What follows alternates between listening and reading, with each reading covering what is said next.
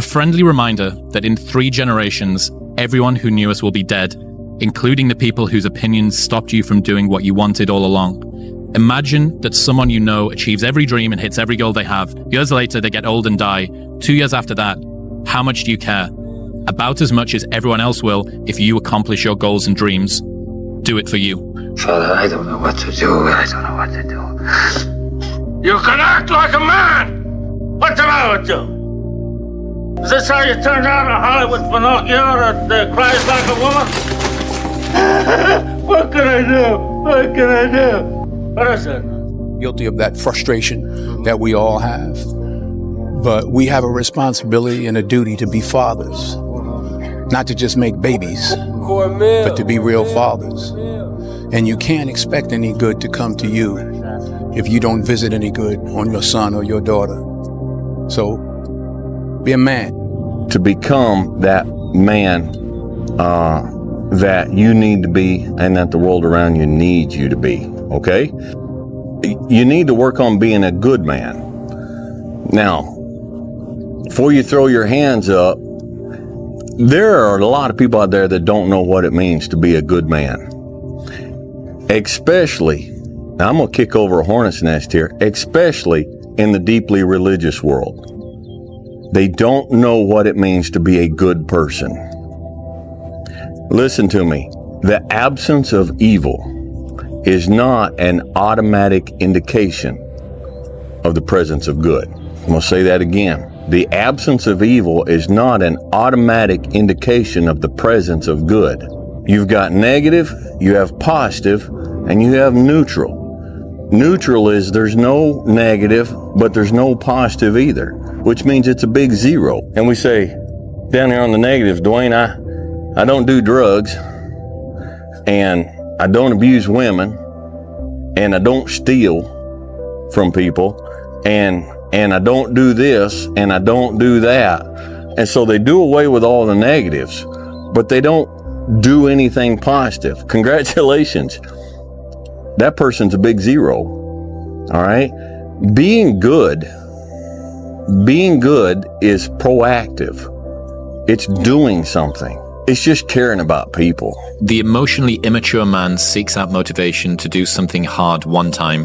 The emotionally mature man uses discipline to do something hard 1,000 times. When you really sit back at your life and you are in that dark room and you're looking at where you started from and you tell yourself, God, dog, man, my mom is this way. My soon-to-be stepdad got murdered. My dad beat the shit out of me. I can't read and write to save my fucking soul. I've lied about it to everybody. I've cheated on all these tests. My God, man. And then you put a goal in your mind. How are you going to feel, man, when you accomplish this goal coming from that shit? Coming from the fucking hell you came from. A lot of people start from a good starting point. They have a good foundation. What if you can surpass all of these motherfuckers? What if everybody who was fucking way up here started up here, and you started with no legs. You had to grow fucking legs to even start walking, and then crawling, and then running, and then you start passing people and all this given to them. More men realizing that it's not just about the car, the watch, the possessions, working until my eyes bleed. At the project, obviously the finance is what most people think about, right? Well, if I just make good money, I'll be a good provider as a man. Most men think that they're relegated to just being a provider. Well, I provide a roof over their head. They're safe. They have food. They have school supplies. But there's more to being a man, you know. There is more to being a man. What about a level of faith, as in confidence in yourself, faith in a higher power, that there's a path for you, right? Faith in your friends and your circle of influence, that these guys who set up this amazing studio can set it up in a way that we can have this moment, right? So then you've got your faith, you've got your finances, great. What about fitness? And on the fitness side, I believe that physical fitness is the gateway drug to emotional and mental fitness. Most people who do get fit physically completely neglect mental and emotional hygiene. And they are living stressed, overwhelmed, addicted to vices, or financially broke because they completely forgot about the other F pillars. And so that fitness is really about, can you be physically fit? Because think about what level of focus, consistency, delayed gratification, discipline, that is required for a man to get lean, jacked, and stay lean and jacked for a prolonged period of time. That's a lot of shit you got to do.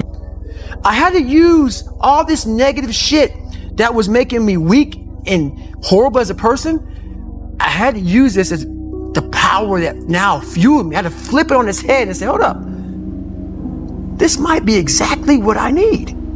The darkness is exactly what I need. It's how you look at your situation. And I was looking at it all fucked up. That poor, beleaguered cashier at Walmart with the tired eyes and the swollen ankles, just look her in the eye and ask her, how are you doing today? Just somebody actually cares. You know, we talk about holding the door. Well, somebody stops on the side of the road. Your neighbor down the road is in a difficult place and they can't get their yard mowed. The old lady across the street, the old gentleman across the street, it snows. Just take your shovel and go over and shovel their sidewalk. Just somebody at work, you watch and you look, and people at work, they're going through a hard time. Just, hey, are you all right? Anything I can do to help? Just in your life, be an agent for good. It's kind of like people say, I support the troops. I support the troops. What do you do for the troops? Do you send them care packages? No. Do you walk up to them when you see them in a restaurant, in the airport in uniform, and do you stick your hand out and say, thank you for your service? No, I don't do anything, but I support the troops. No, that just means you're not against the troops. And going through life, become a good man or woman.